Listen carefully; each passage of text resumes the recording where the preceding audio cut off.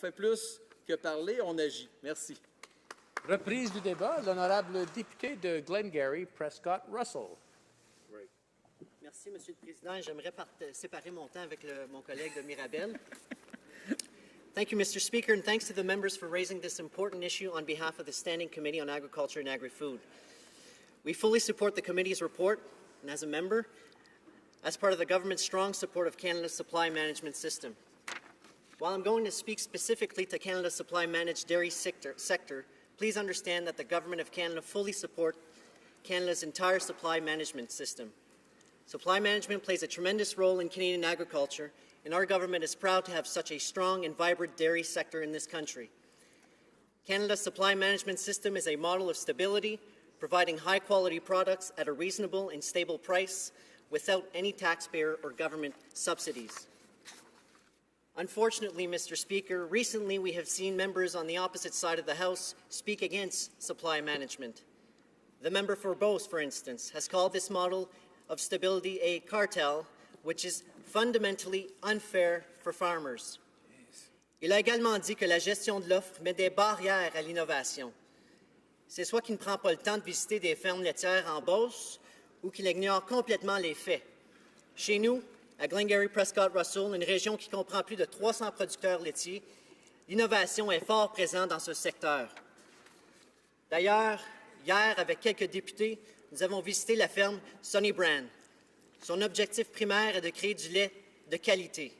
Pour ce faire, ils ont investi des centaines de milliers de dollars dans un robot qui permet de traire les vaches de façon plus efficace et de façon plus saine pour l'animal. Mr. Speaker, because of this investment, animal care has gone down 30%. Each day, they save 3 hours of chores related to milking, and all cows are free roaming in this barn. Because they're saving 3 hours a day, this saved time is spent on improving animal welfare.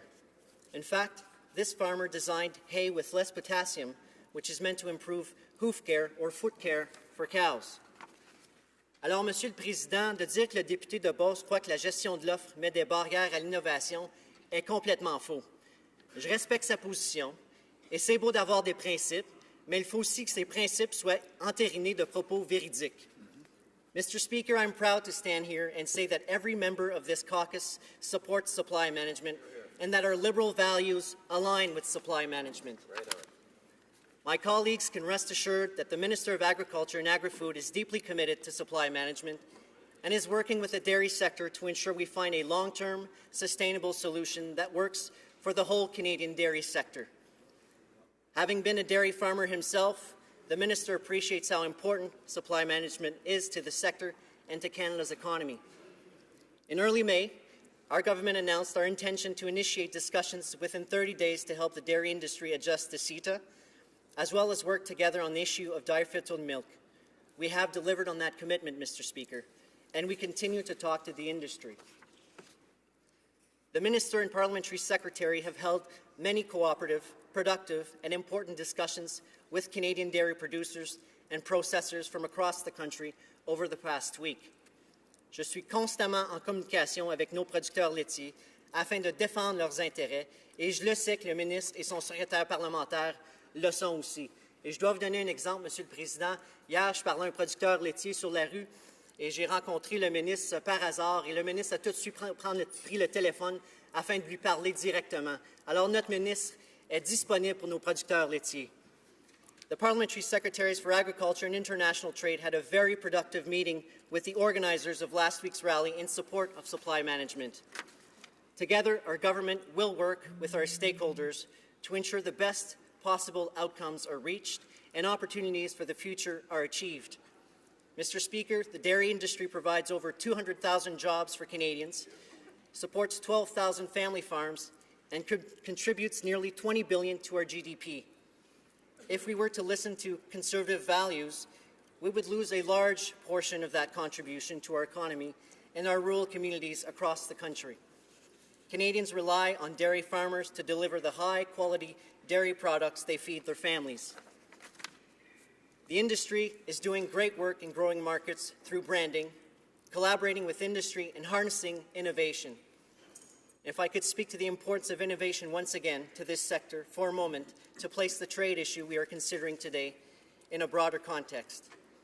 Innovation technologies and practices are opening new horizons in the dairy sector. The government is proud to support this innovative industry.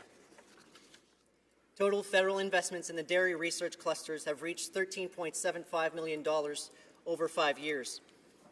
Our budget also announced significant measures to support Canadian agriculture, including supply-managed sectors. Investments of $30 million over the next 6 years will support genomics research.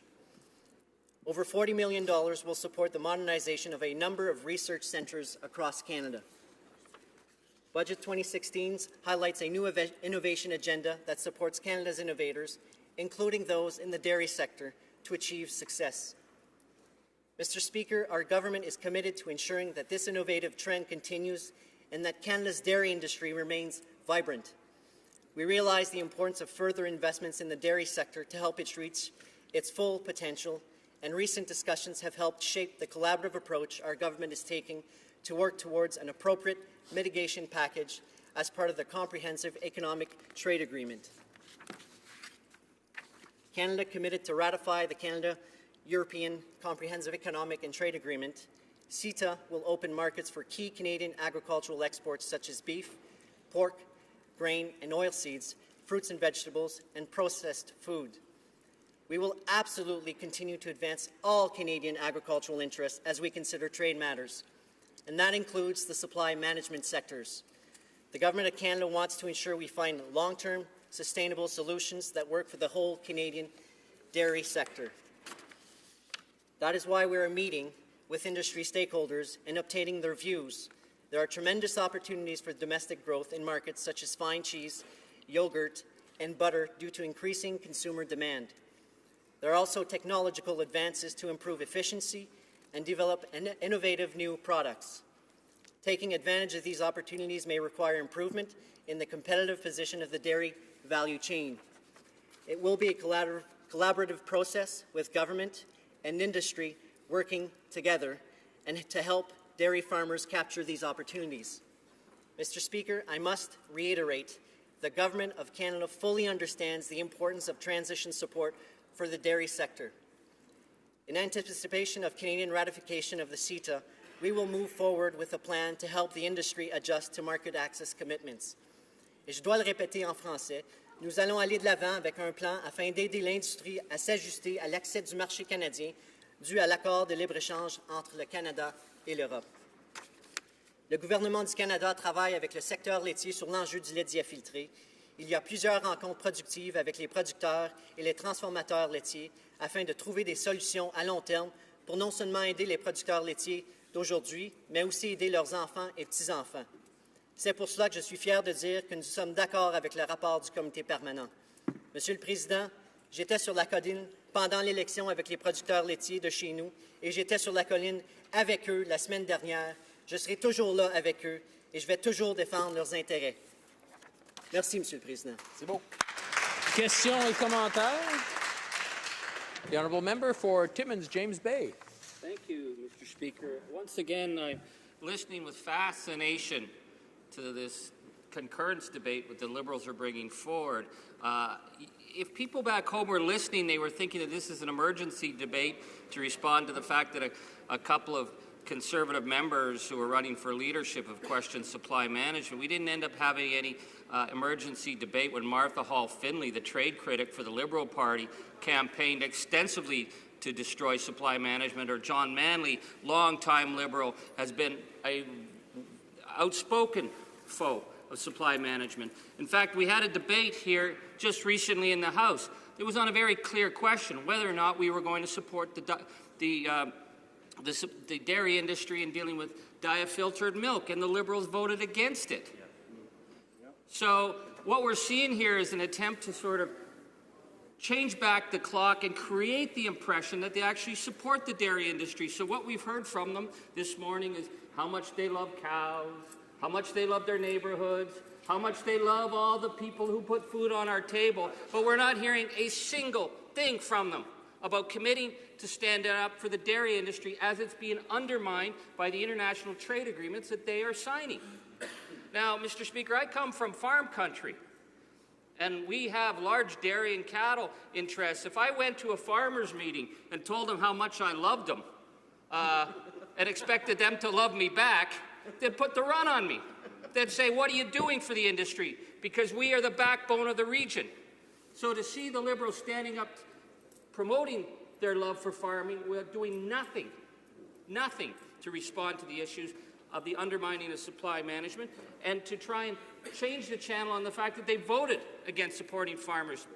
Why are they wasting our time in this House with this useless debate? Honourable member for Glengarry, Prescott, Russell. Well, I don't think this debate is useless. I think dairy farmers need to hear from our members across Canada. Sadie thinks it's useless. Just on the NDP position with regards to fixing dye-filtered milk, do they realize that what they're proposing would only fix 10 to 20% of the solution? I mean, if I would go back home to Timmins James Bay, for instance, and tell my farmers that, you know what we're proposing is only going to be 10 to 20% of the solution. I remember, and it wasn't that long ago, I used to come back home, and if I had 20% on a test, my mother wouldn't be happy with me. Questions et commentaires, questions and comments. The honourable member for Windsor-Tecumseh. Thank you, Mr. Speaker. Just on that last comment, I would like to ask my colleague, it's very alarming to hear the issue of dye-filtered milk being dismissed. In the big picture, we have a huge issue with a definition of a product that, as another colleague has suggested, try and drink it. It's not milk. I don't care what percentage of a solution it is in the rhetoric of inaction right now. I would like to hear this member tell me the definition of dye-filtered milk, because I don't believe that this government has a real crux of this very simple issue that could be fixed right now, and they turned their face on it when our honourable member brought a very, very simple solution forward. Recognize your conflict in the definitions. So what is the definition of dye-filtered milk is my question, Mr. Speaker. The honourable member for Glengarry, Prescott, Russell. Well, this issue is not new, and I have to acknowledge my colleague across the aisle. I mean, NPCs have been coming into the country since 2010, and even previously for that, but they've exponentially grown over the past 3 years. But again, the solution that they are proposing will not fix the issue. So I'm not in the practice of practicing politics of false hope. When I go back to my riding, we talk about modernizing the industry from producer to processor to all the way to consumers. We have to work with the entire dairy industry sector to ensure that we have a sustainable, long-term solution. Fixing the issue at the border will not solve the issue, and that's the truth they have to tell to their members. Reprise du débat, l'honorable député de Mirabel. Merci, Monsieur